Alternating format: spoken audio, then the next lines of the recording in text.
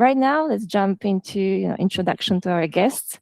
Jeff Wolfe is a system engineer, photographer, and a founder of Unbox Mindz, a creative studio focused on cognitive alignment, design, and neurodiversity-informed frameworks. With experience supporting imagery and engineering system at NASA's Kennedy Space Center and a background in design thinking, which is super interesting as well, Jeff explores how communication environments and systems can better support diverse ways of thinking. His work combines design thinking, neurodiversity, and human-centered system design to help teams improve collaboration, reduce friction, and create more cognitively inclusive workplaces. And Jeff just told me that actually he got promoted, so he has a new title of lead of the engineering imagining at NASA. So congratulations. We didn't update the title yet here in the presentation, but it's very exciting news to see. And yeah, well done, congratulations. And actually, when I first heard Jeff speaking, I heard this presentation from Jeff a few months ago at ESTEC in Netherlands. And what impressed me was how clearly Jeff explained design thinking to an audience who was largely made up of engineers and non-designers who work at ESA.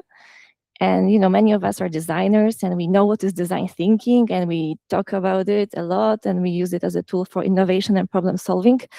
But Jeff and his approach is bringing this slightly different angle, I think, to it, which is showing how it can help people communicate better, collaborate more efficiently and effectively, and create more inclusive environments, especially for different ways of thinking.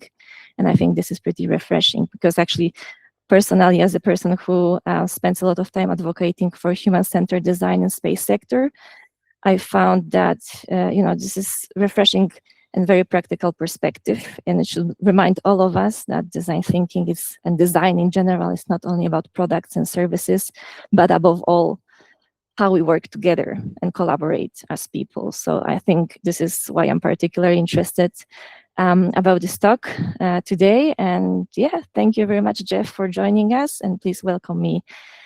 Please join me in welcoming Jeff. So yeah, thank you. The floor is yours. All right. Well, thank you for having me. And I do love this topic, and sometimes I can go down rabbit holes or go in different directions. So hopefully I will stay on target for today. Let me share my window here again, and then we can get started.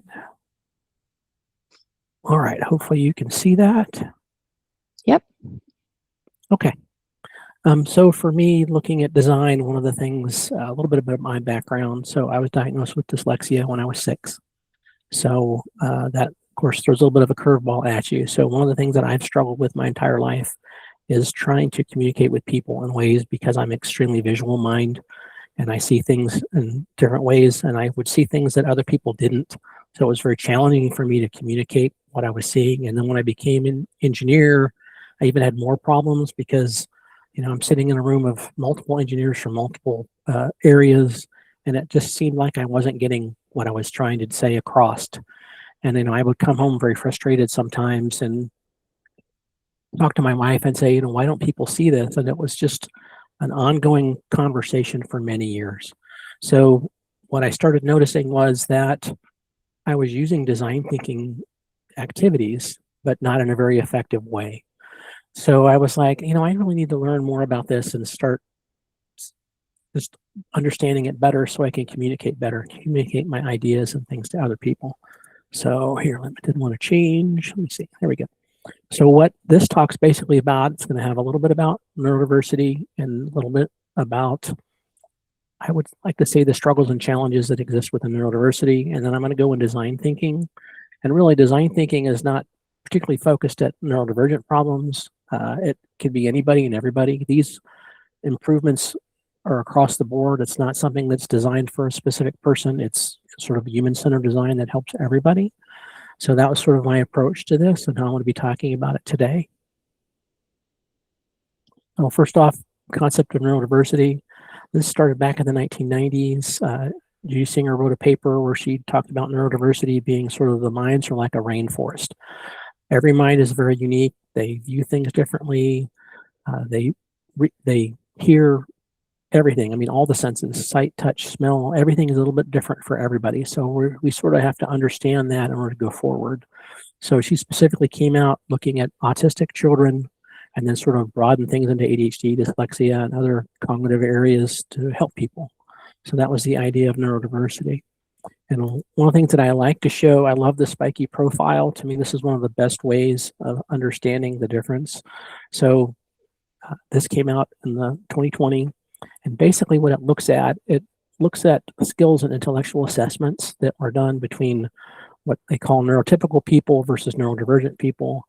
And as you can see, the graph on the side here, the little orange line that's in the middle is the neurotypical scale, how it varies when people are tested. And you can see there's like a 5 to 10 degree variance for most people. Now, the neurodivergent population, the ADHD autistic people, we're only about 20% of the population, so we're a small group. But if you look at this spiky profile, you can see the magnitude and variation is just wild. 40, 50, 60 point variations in how our minds work. So this was a really important study. And if you look at it like the verbal skills, you can see the working memory, visual skills. So that kind of lets you see how a maybe autistic person or ADHD person might have difficulties with different aspects of their life and what they're doing on a daily basis. So I've always liked showing this slide. All right, so design thinking.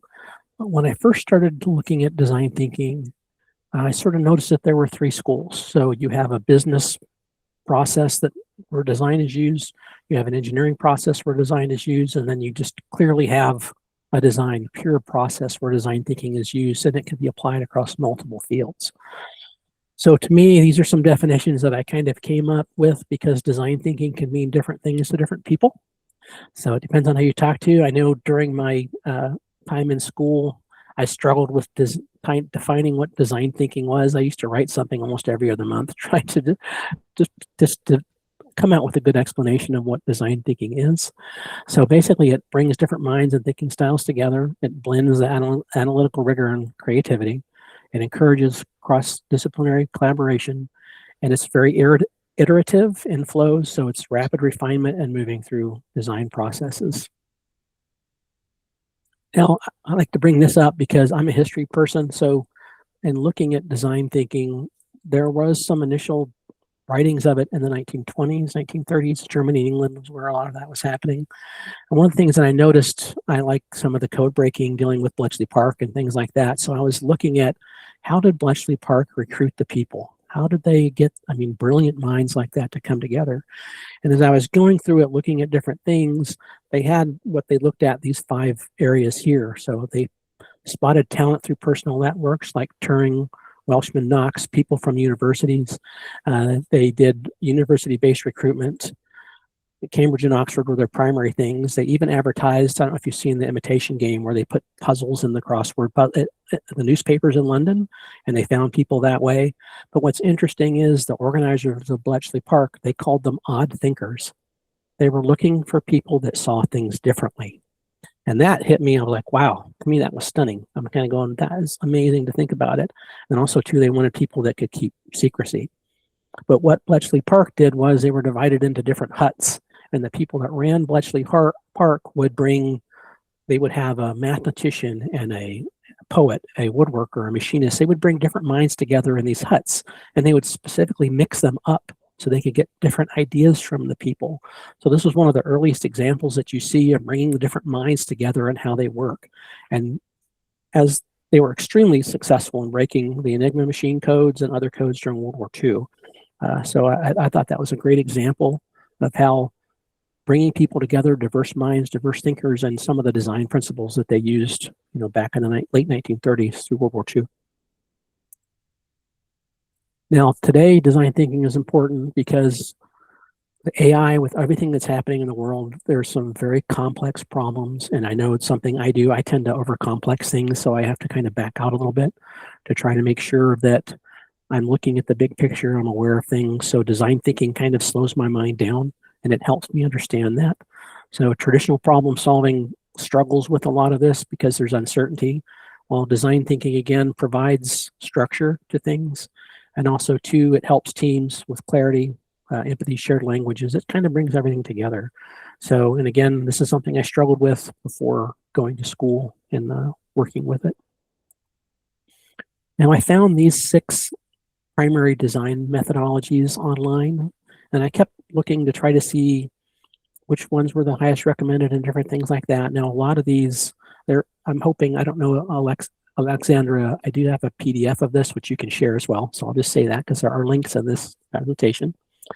But so if you look at the 6 that are here, the Stanford D-School, which most people know about, human-centered design, iterative processes. You can see a little diagram on the right. The ZERB design model, again, product-focused systems. The double diamond, which people use a lot. The divergent, convergent thinking processes. The IBM design loop is another process that they developed themselves very successfully. The Google design sprint, which a lot of people use in writing code and different things like that. And then the IDEO model that's probably the most famous design organization, where they have iterative processes and they look at holistic thinking experimentation. Now, for me, again, when I was looking for a place to study and looking for a place to go to school, I did not want to base my study on either business or engineering. I was trying to find something that was pure design. And some of these, I didn't necessarily like the defined processes here because it sort of steps you through things, even though it can be iterative and you can mix things up. There was something about it that it wasn't quite what I was looking for. So what I found was a college, it's Radford University in Virginia, that have a design thinking master's program, and it's based in the Luma Institute. Now, I loved this because they basically give you 36 methods, and they're designed into looking, understanding, and making. And this is what I'm going to use today. They call it recipes. I'm going to take 3 methods out of this set and sort of walk through a design method today. And the reason why I like this is because it's not as laid out. I like the flexibility. I like creating things. So this to me allows me to move things around and just basically design a process that I think works. And it's nice because you can take stuff out and put things in as you go through a design process. It just gives me so much more flexibility. So I really like the Luma methods that are out there. So what the problem I want to look at today is basically look at designing a neuro-inclusive meeting. So it's something that a lot of organizations struggle with. And so in talking with people, you have meetings where there's like no agenda, loud rooms, fast interruptions, unclear outcomes, things like that happening. What we want to do is transition away from a meeting like that into one like you see on the right here, where there's a visual agenda, multiple inputs, clear roles, predictable flow. So it's very challenging sometimes to move from that type of a difficult meeting into something that is more organized and a little easier for people to understand. So the recipe that I picked, reverse brainstorming is actually not in the Luma method, but I love that because sometimes when you go into a room and you're doing design, it's very hard for people to tell you how to improve something, but they know everything wrong. So if you start with reverse brainstorming, believe me, they can just come up with lists of everything that they see wrong in their day-to-dayness of work. So it just brings everything out. They can vent all their frustrations, they can do things, and you can just write them down. To me, it's a really good method to get a lot of ideas out quickly. So then from the reverse brainstorming, I'm going to move into infinity clustering, and basically that's a way of grouping what the people have told me in the brainstorming session into groups. So I can find patterns and look at things and try to make a little bit more sense out of the chaos from the brainstorming method. And so then from affinity clustering, after I organize things, I want to move into statement starters, where I'm going to start turning the patterns into the insights and helping people improve processes, and hopefully that'll show them paths forward. So those are the methods I'm going to use. And then hopefully, like it says at the bottom, the shared understanding. A lot of the breakdown in meetings and things is just simply because we communicate differently and we have barriers of understanding that could block what we're trying to do in the meeting. Okay, so reverse brainstorming. What it does is it reveals the hidden characteristics of design, because you're asking people to name everything that doesn't work. And the really thing I like about this the most is sometimes when you design a system or you do a process, people create workarounds and they don't document them and everything. They're just things that they do because they found better ways. So reverse brainstorming brings that out. So, what's the workaround? How did you do this? And asking these questions, it brings out the unspoken processes, it breaks down barriers. And plus it avoids judgment because everybody's in there kind of talking about the system. So, and it helps with design choices. And the good thing is what I'm looking at here, talked about unintentional impact on neurodivergent thinkers. Some of the things you don't think about is what I brought up at the beginning, different sensory inputs. So for an example, at work, I wear a hat because the building I work in has LED lights that are blue shifted. So the hat I wear keeps the blue light out of my eyes. If I don't wear that, I get headaches and eye strain. It's a hard working environment to be in. So things like that are some of what will come out when you have people talking about their work environment or issues they're having at work. So the question here is, if we wanted to make a meeting as hard as possible for neurodivergent employees, what would we do? So then we'll go into the sort of brainstorming, and this tends to be the ones when talking to people that I would get: constant interruptions, loud, bright, unpredictable environments, no clear expectations, forced group work, open-ended meeting with no agenda, multitasking as a default, pushing literal communication or punishing literal communication, ambiguous social norms, rewarding speed over understanding, and forcing eye contact. Now, a lot of these are neurodivergent focused because some people, autistic people, have difficulty with eye contact and things, but I think this is kind of a good example of across the board. There's different things that people see in meetings that I think would be a good way to try to resolve to help improve meetings. So what I do is I'll bring that into Infinity Cluster, the topics that I just showed you.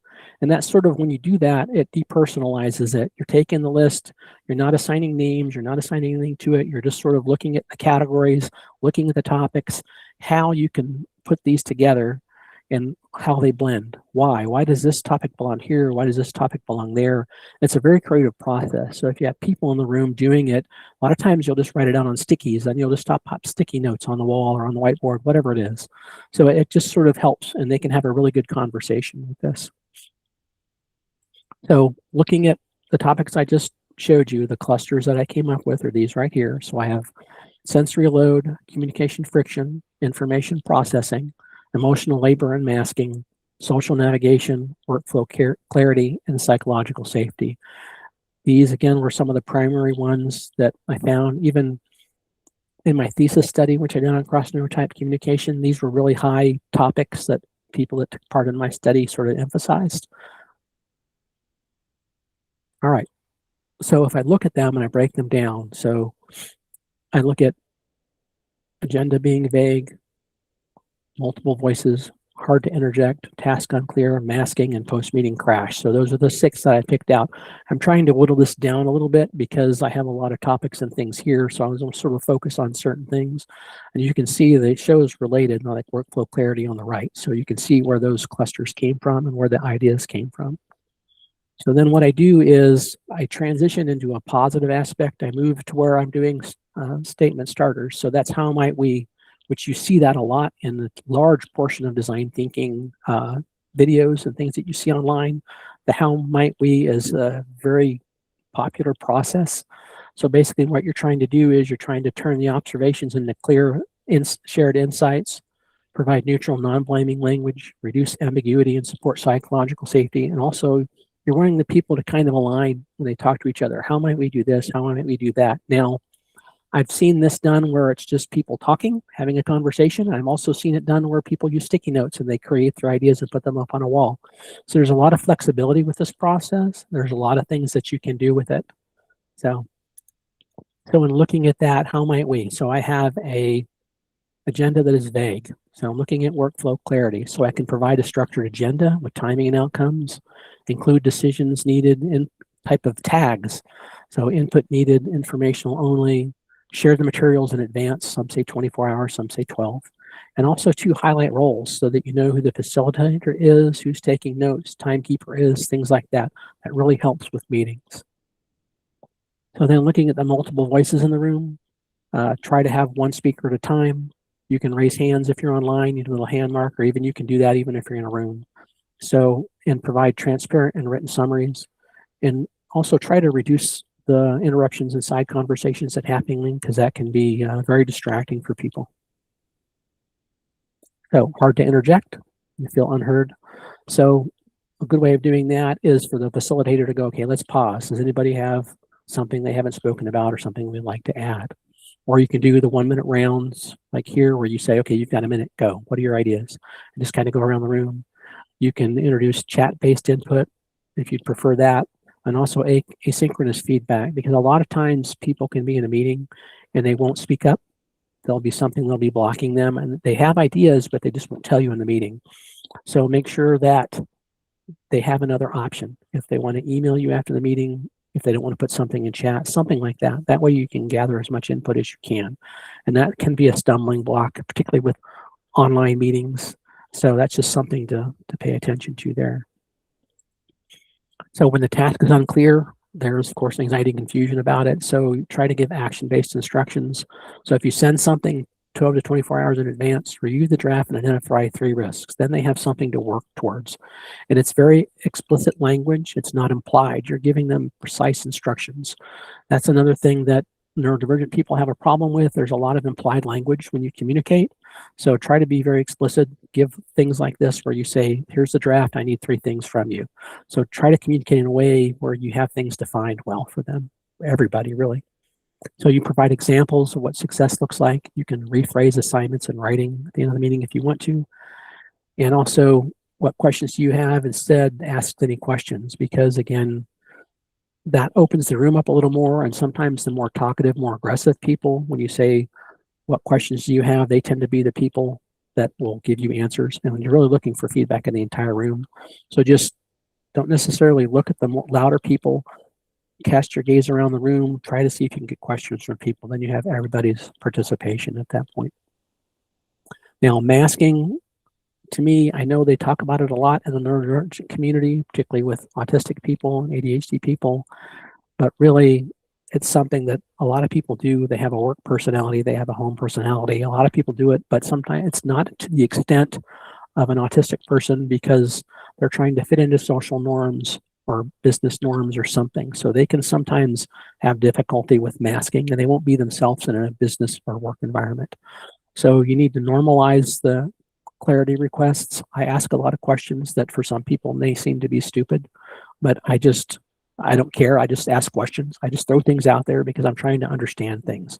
So you need to normalize that ask as many questions as you want. There's no stupid questions. Let people talk and communicate. So normalize the sensory breaks, off cameras, things like that. Help people basically be flexible, personalize the environment that makes them more comfortable. So, and then you can allow again for alternative communications, written, drawing, bullet notes, anything, because different minds will want to put data in different ways. So try to understand that they're trying to feed you the data, but they may not be able to put it into something that they can share up front. So because of how their mind's working. And then again, make expectations explicit. It's instead of relying on social inference. So be very clear. Don't think you've communicated something to somebody and then later they'll come back to you with questions. So try to be as clear as you can. Now the post-meeting crash, a lot of times people will get into meetings. I know I do it. I'll be in an hour meeting, hour and a half long meeting, which that's just too long. So try to keep meetings short. Try to do them in odd minutes like this, 25, 50 minutes. That gives a 5-minute break, 10-minute break to people. That can help them because they need that, just that buffering, that time where they can just step out and take a break. You know, a lot of people in the study that I did, they said they would intentionally take bathroom breaks just to get away from their desk, just to have a few minutes to breathe. And it's sad that they have to do that. So they're saying, I've got to take a bathroom break. I'll be back in a few minutes or something just to get away. So we need to normalize that time, give people a little bit of time to get, I guess, de-energize and get back into things because sometimes they can get a little overwhelmed. So another thing is, again, provide written follow-ups so participants can bring their thoughts together afterwards, because sometimes that takes time. All right, so what I did was I sort of took these steps and I put them into before the meeting, during the meeting, after the meeting. So before the meeting, clear agenda with goals, roles assigned, materials in advance, structure and expectations communicated. Now, this, to my mind, is more human-centered design. It's not necessarily aimed at neurodivergent people or neurotypical. It's just something that I think helps the overall process. Now, the good thing is that it will also alleviate some of the specific things that neurodivergent, an autistic person or ADHD person will deal with. But you're doing it for everybody. So you're not pointing them out saying, I'm doing this for you, or I'm doing this, you're not making the condition something that you have to make adjustments for. There's enough of blaming people that are autistic and ADHD going on out there in the world with the medical model. Of course, it's labeled a deficit, a disability, things like that. So it's good to be positive, sort of do things overall. So then when you go into during the meeting, one voice at a time, structured, curtain talking, clear felicitation, chat, and asynchronous options, sensory friendly environment. And then after the meeting, if you record it like we're doing here, that's wonderful, because then you can get a transcript or something out of it.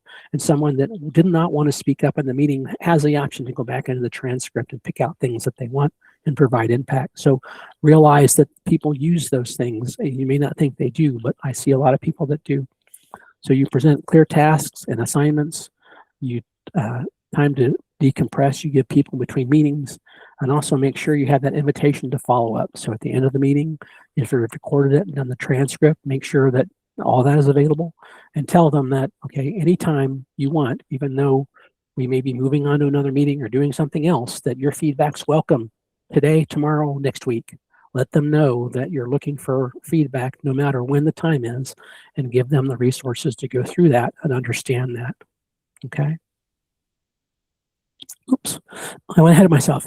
All right, predictability, that's the next thing. So that's one thing that you'll notice here. I'm a Matrix fan, I got the little red pill there. If you look across it, a lot of people don't see it, but again, predictability.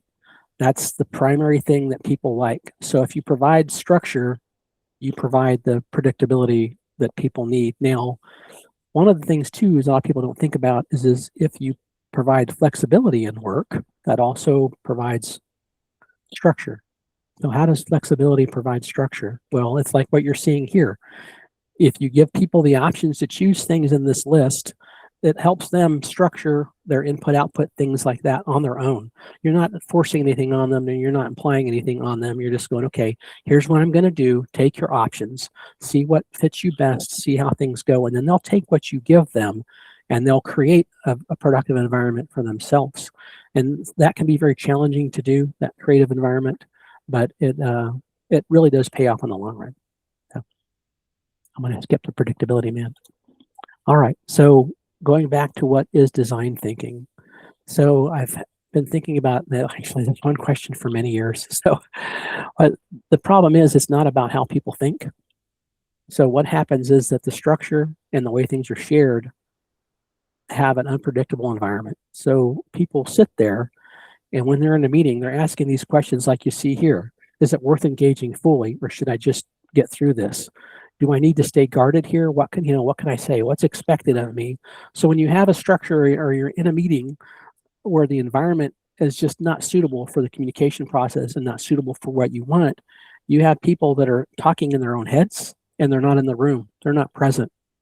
So how can you get feedback? How can you get any type of communication when they're so in their own head looking and they're thinking? So is that what that person said? Was that sarcasm? Was that a joke? So they're just not there, even though they're physically there. So design thinking, what it kind of does is design thinking provides that structure and predictability, okay, that lowers that cognitive load. So it allows people to fully engage. They're not asking the questions you saw on the previous slide. They're looking here. How does my perspective connect with others, with what others are saying? What patterns are emerging? You have people asking more positive, more insightful questions because they're not in their own head. They're in the room with you, which is what you want. You don't want them thinking about things in their mind and trying to do things. You want them really, to be there and giving you ideas. Now, one of the things that I found is, actually, I just had a meeting yesterday. I went into a room and everybody had their cell phones out and their laptops out and all this other stuff. And I said, okay, time out. This is an analog meeting. And they all looked at me like, what? I said, analog. No phones, no computers, turn it all off. We're going to sit here and have a conversation. And that changed the room completely. It was amazing how much doing that just switched the room around. And we sat there for an hour and had a really good, productive conversation because everybody was present. We got rid of all the electronic devices. And that I just kind of did it as an experiment because that was my first meeting as the lead over the engineering team that I had. And I'm like, okay, let's just get rid of this stuff. And it was really amazing to see the interconnectivity and the conversations that were happening. It just flowed. That meeting went really, really well. So, all right, so this is my last slide on design thinking. So how I see design thinking is that it's processes and tools that generate a shared creative space, providing structure that reduces the need for compliance-driven behavior, enables trust, participation, and creative contribution when exploring complex problems. So if you do that, what you'll do is you have 4 people here in a room, and you can ask them what they're doing. As you can see, they can answer 4 different ways. I'm sharing my ideas. I'm trying to solve a problem. I'm making sense of uncertainty. I'm organizing our thinking with notes. So you have 4 people that are doing different things, but they're all working towards a common goal. And it's very interesting to see a group of people that are doing that because they'll automatically go to where their mind is best. And then they'll bring that little piece of what they've worked on back into the group. So it's a really amazing thing when you're working with people and you're using design thinking. And the main thing is that compliance-driven behavior. You want to reduce that as much as you can. Anytime they think there's a social norm or a business norm or systems or something that they have to comply with, that's going to bring barriers into the environment. And you want to try to reduce that so that people flow, they're present, and they communicate well with you. So that's actually all I had. So we can be open to questions or anything about what I just provided. Thank you very much. That's always inspiring to hear how other people are using and talking about design thinking, because as I said, it's something that perhaps many of us know about and use it in everyday life, but this is a new perspective here as well. So yeah, thank you very much, Jeff. That was very good. I was actually thinking, because you say you implement this kind of methodologies within your teams internally at NASA, and I was thinking, how might these design thinking methods can be adapted for larger multi-stakeholder workshops where participants include not only an engineering team, but also, for example, clients, or I know perhaps you work with governmental representatives, researchers, innovators, people from other working cultures that perhaps are not familiar with these methodologies as your team. Okay, let me stop sharing real quick here so we can, yeah. Things will change a little bit. Okay, so for me, the key aspect is the first slide. Why don't people see what I see? You have a bunch of people come into a room, and if there's not a shared language, a shared understanding, where are you going to go? So you have to understand that everybody's unique and everybody has a lot of things on their mind. Everybody has a lot of stuff happening. So they need to sort of, design thinking can be used to build that common language, build that common direction. So, and it could be anything, really. I mean, it could be like the reverse brainstorming, or who knows, it could be, there's a process called rose, thorn, bud. So rose is positive, thorn is negative, bud are the opportunities. You could throw that out there. Let's talk, let's find out what's positive. Then you have people, even though they're coming from different spaces, different organizations, or wherever it is, they're speaking the same language, which that is a barrier that sometimes can be very challenging. So. Yeah. I so in my experience, for example, it's just the easiest way to use the methodology without over-explaining it, and then people actually already start jumping into the process. Claudia, you have a question? Yes, well, thank you, Ola. And Jeff, thank you very much. This was very insightful and made me think a lot about the meetings that I have done and led. I have a questions. I mean, I see that in your presentations, you give a lot of advices of how to like give time for people to decompress for the overload or the over sensory. But in the virtual world, what would happen if it's a physical workshop? How can you let people have this time where they are not that overwhelmed? If it's just let them 5 minutes to decompress, or what would you suggest? So sometimes you'll find at conferences they'll have a quiet space. They'll have actually a combination of a quiet space and then a space where there's a bunch of toys and noise being made, because people just decompress in different ways. So you have some people that want the quiet, they want to go into a room and sit there, maybe put a headset on, listen to music. And then you have others that like to have the noise. like to have it, but it's a noise, it's a structured noise. It's something that's productive to them. So that allows them to decompress from what you're showing them and get into like a gadget tool or something, little fidget tools that people use. That's an activity that actually calms them. So you need to understand different people have different things, how their minds work and how they can decompress. So you need to sort of, it goes back to that flexibility. You have to give people the flexibility and provide space. I actually follow up on the question from Kari. Do you think online format is better for neurodiverse people than in person, perhaps because of this, that they can be at their own space with their own environment? I've seen in person and online both work, and I've also seen both fail. So it really kind of depends on how you approach it. So don't force people to be on a camera. Don't force people to have input if you're doing something remote. Understand that they think differently and you have to give them that flexibility. They need to be in an environment. If you don't have someone where they're comfortable and they're willing to talk and communicate, the barriers are going to stay up and you're not going to get anything from them. So a lot of this is you're providing that structure, but you're also providing the flexibility to let them be comfortable in the environment they're in. So going into a meeting space like I did the other day, I said all computers, all laptops, everything off. And that was amazing. They looked at me like, what? So when I did it, so I was like, all right, we're going to have a conversation today.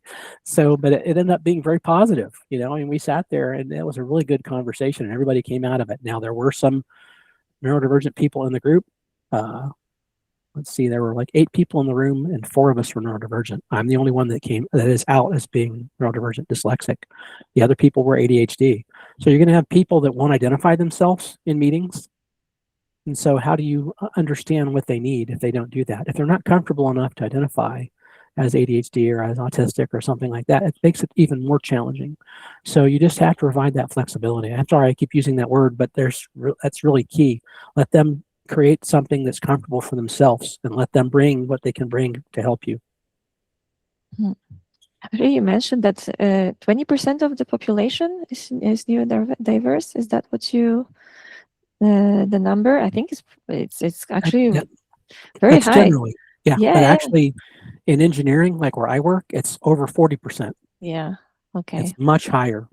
So, and they stay hidden. They don't come out. So it's very interesting conversations. Now I'm very open about what I do. So I'll be walking down the hallway and I'll go, oh, and I'll have someone come up to me and go, I'm ADHD or I'm this, and they'll talk kind of under their breath, and it's like, okay. And I don't say anything to anybody. That's between the two of us, but it's very interesting to have that conversation because I understand what they're going through. I raised an ADHD son, so I understand some of the things about ADHD as well as me being dyslexic. So, I understand a lot about it, and also I've been sort of working in the neurodivergent community for probably about 5 years now, working with different people.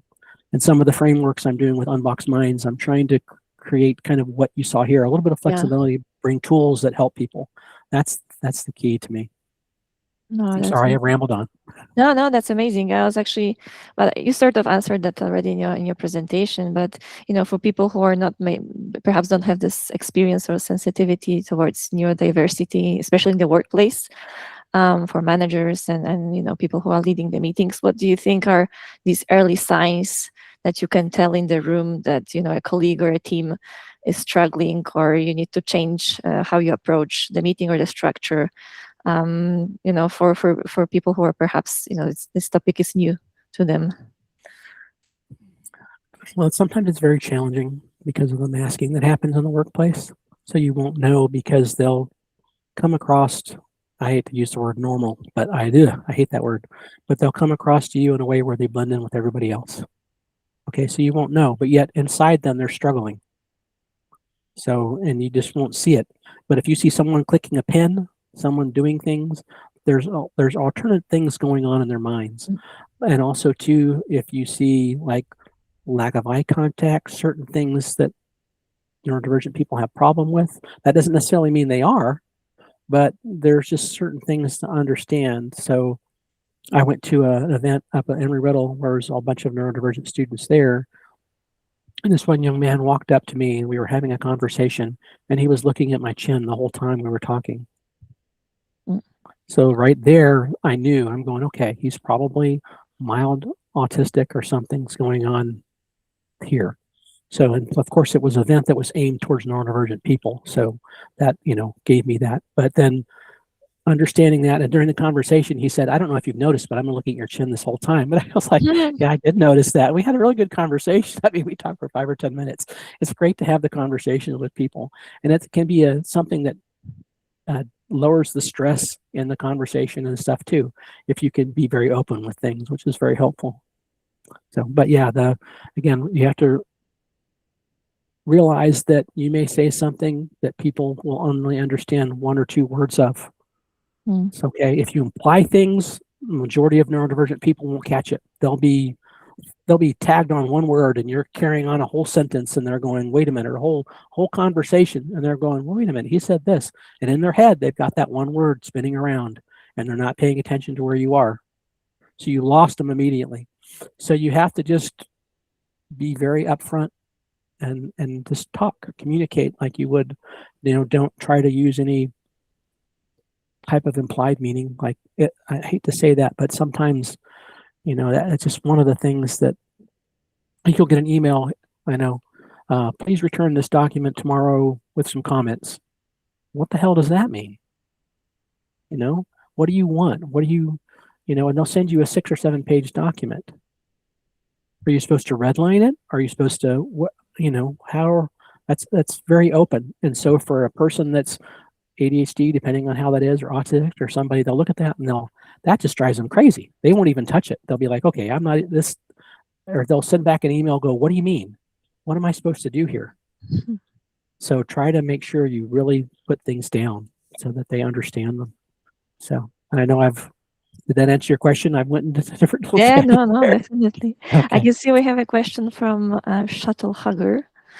If you want to, yeah. So hi, my name is Lisa. I've worked with Jeff in the past. So I was super excited to be able to join and experience this presentation today. And thank you guys for hosting this. I don't really have a question for Jeff, as much of it is kind of foot stomping what he's already shared. I am also a parent of a neurodivergent, beautiful, fabulous human. And I call what the education I've received through being a parent, all the mom PhDs that I get because of all the research that I've done to try to figure out how to help my kid.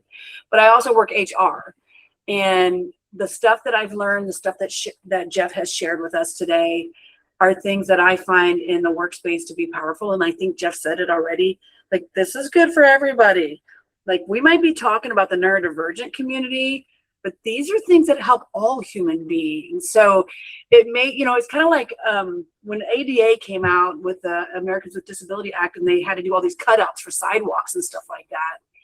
That helps other people that aren't in wheelchairs, people that are wheeling a dolly or pushing a stroller, or all the things that, other people will use those things for. So one of the things that I use when I am leading meetings and whatnot is I try to remember, I don't remember the words you used, Jeff. The way I captured it is some people really have to think about and process through what's being shared or being asked of them. So I try to, if I can, I'll send out the day in advance. Hey, at tomorrow's meeting, I'm going to be asking this.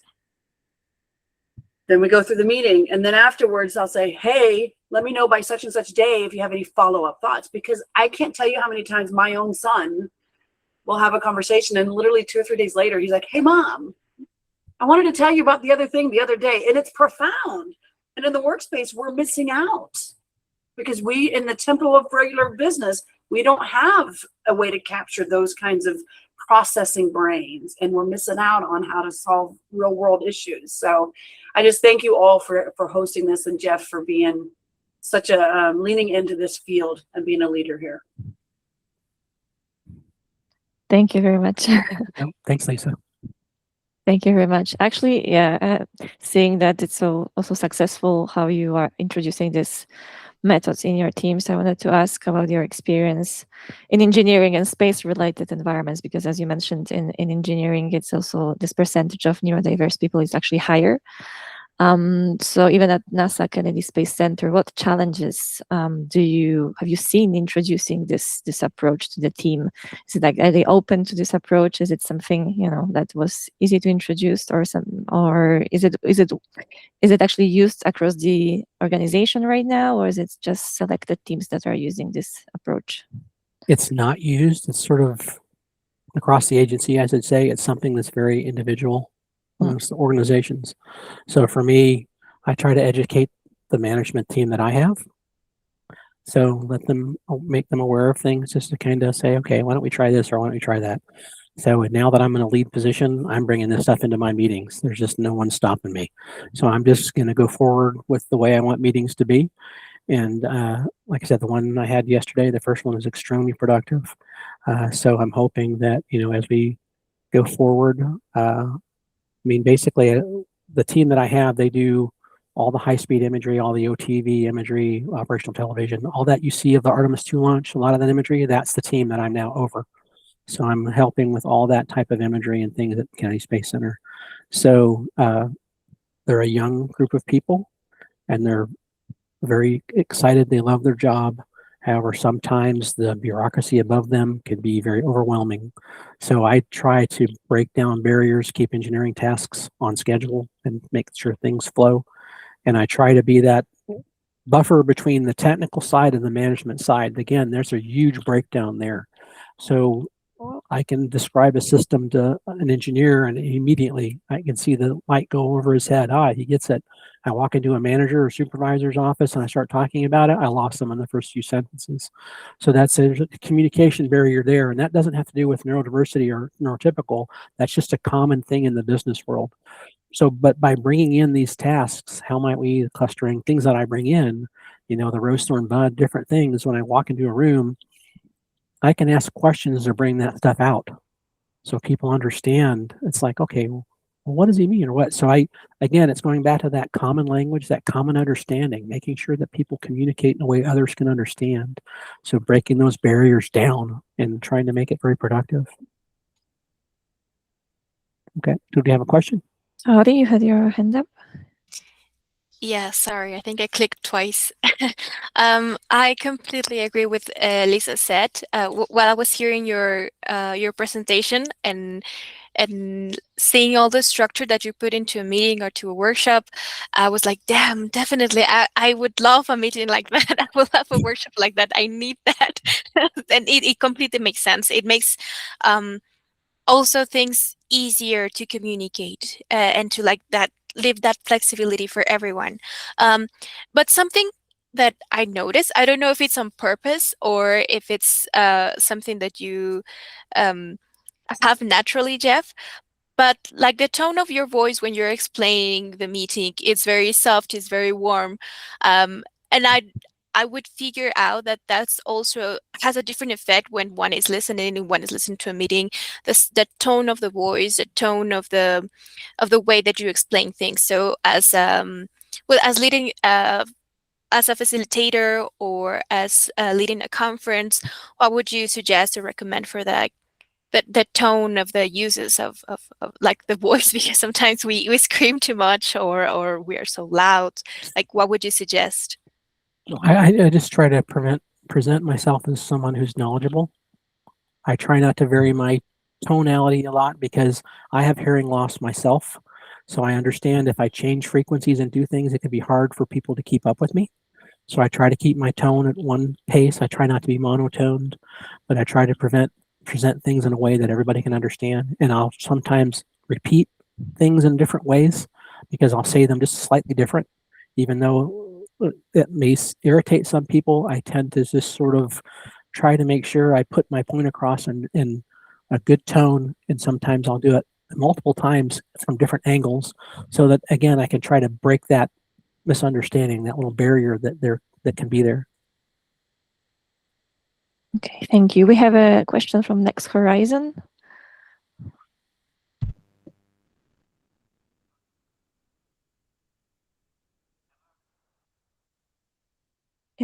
We can't hear you. Try again, please. I think we have some problems now. I don't know if you can. think we cannot really hear you. Perhaps you can type in the chat so we can read out your questions. Can we try that? We cannot hear you clearly.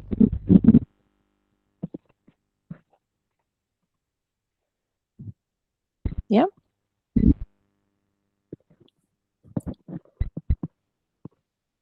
Sorry about that. Yeah, we have a chat here, so we can read the question out. And in the meantime, I was actually, just going to comment. I think one of the big conclusions as well of this conversation is that, this is a good approach, not only for neurodiverse people, but for mental health in general, and simply healthy working environments. So this is also what we are trying to say here, that design thinking, it's such a diverse tool that in the end, it's actually how you organize the meeting as well. So yeah, we have a couple of minutes still, so I know if we want to try to type a question or try once again with the microphone. Unless there's any other question from the public or any other comment.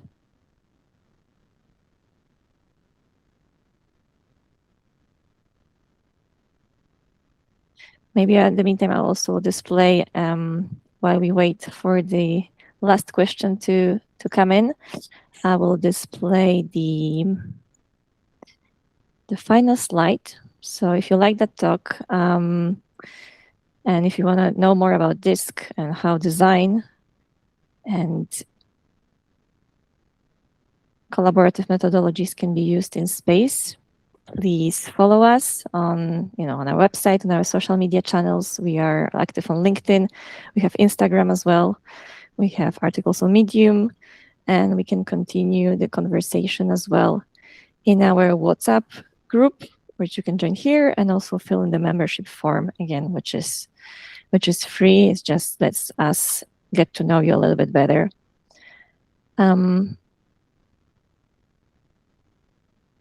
So unless there's a question, I don't see a question in the chat. I think we can leave it here because we have the hour already. Yeah. We can continue the conversation on WhatsApp. So if there's any more questions coming in, please write. We can continue the conversation on WhatsApp. You can write us an email, and we can pass those questions to Jeff as well afterwards. So we can keep it going. Otherwise, thank you very much, guys. Thank you very much, Jeff, for the insights and the very insightful conversation. And yeah, hope to see you soon on our next DiSCuss event. Thank you very much. Thank you. Have a good day. Thank you.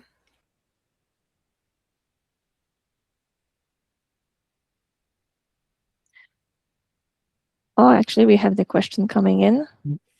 So I'll just stop recording. I just saw that. As we operating from India, I realized that diversity towards the EU, so Earth observation and space science, how I can utilize it with global standard. Diversity, okay, so probably it's from the more local context, right? Well, so he's trying to see if there's really like a global standard for design thinking. Really, the methods that I showed in the beginning of the presentation, those 6 tend to be a lot of what people use. So really, it's up to you on how you want to approach it. So to me, I like the freedom and flexibility of the Luma Institute methods. If you like the design, like IDEO methodologies, do some research on those different methods and see what will apply in the environment that you have. Okay, that's the thing. You can personalize these things to your environment, and by doing that, it'll help you get what you need out of them. So just sort of try to do some research on the different methodologies, and then sort of see what applies in your environment, because it can be very different depending on where you are.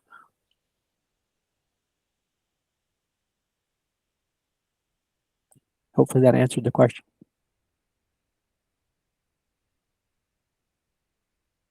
Yeah. Okay, we are on time now. So thank you very much once again. And yeah, enjoy the rest of your evening or the day. All right. Thank you. Thank Have a good day. you. Thank you. Stop the recording.